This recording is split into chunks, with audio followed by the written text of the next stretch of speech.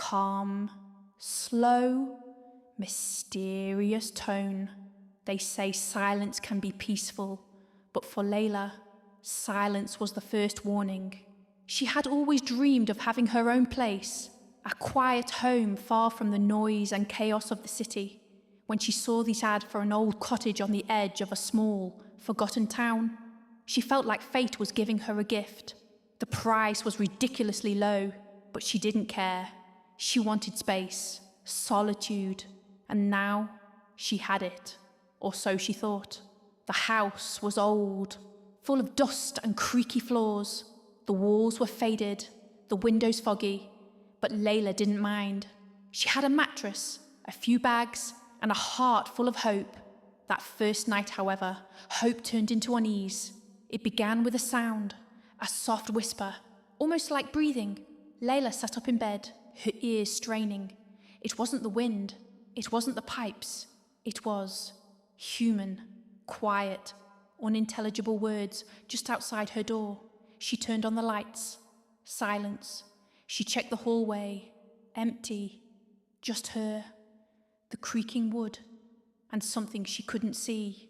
The next morning, she tried to convince herself it was a dream. But things were different. Her mug had moved. The door she locked the night before stood open. The rug in the living room was turned. And the mirror. Oh, the mirror. It showed something that didn't feel like her. She shook it off. Stress, maybe. A new environment. But the house didn't stop. Each night, the whispers grew louder. Footsteps echoed from places where no one walked. And shadows moved on their own. On the fourth day, she made a chilling discovery. While cleaning a bookshelf, she knocked over a stack of old books. Behind them, something odd. A small gap in the wall. She pressed her fingers to the plaster, and part of the wall cracked open, revealing a narrow wooden staircase leading down into the unknown. It was a hidden basement, one not mentioned in the house plans. Layla descended slowly, flashlight in hand. The air was cold, thick, as if it hadn't been breathed in decades. The basement was filled with strange items, cracked dolls, old toys, broken furniture, and dozens of photographs nailed to the walls. Some were of children, others of people she didn't recognize.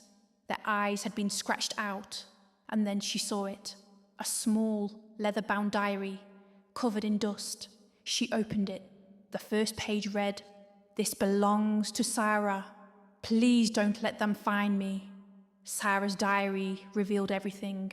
She had once lived in the house, a little girl, just 8 years old. She wrote about voices in the night, dark figures watching her.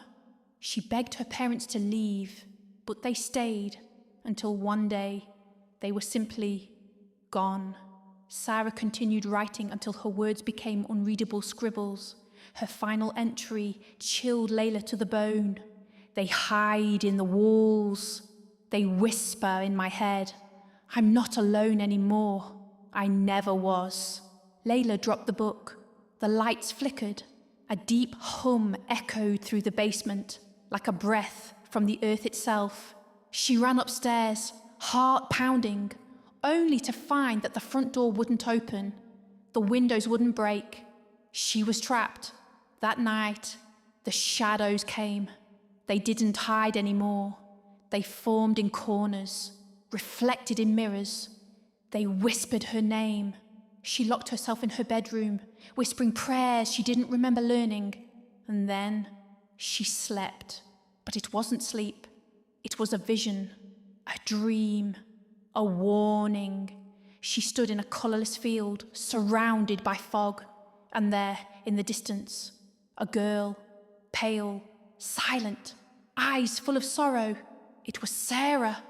The girl didn't speak, but Layla felt her thoughts. The house was a prison, not for humans, but for the lost. Spirits, shadows of people who once lived, now chained to the walls of that cursed place. Sarah had tried to fight, but she couldn't do it alone. Layla reached out. The moment they touched hands, A light exploded from beneath their feet. The fog swirled, the shadow screamed, and then silence. Real silence. Layla woke up. She was on the floor of the living room, sunlight warming her face. The basement door, gone. The whispers, silent. For the first time, the house felt empty. And that was a relief. A few days later, Layla packed her things and left.